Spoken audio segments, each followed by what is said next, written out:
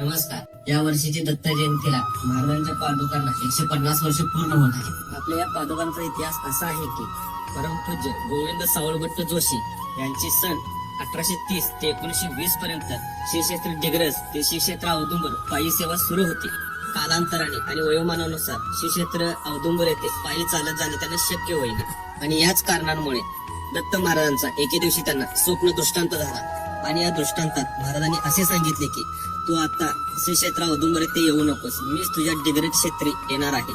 श्री दत्त महाराजांच्या आदेशानुसार सन 1875 रोजी विमल पादुकांची स्थापना श्री क्षेत्र कसबे डिग्रज येथे करण्यात आली आणि त्याच दिवसापासून आजपर्यंत येथे महाराजांची दररोजची नित्य पूजा सुरू आहे.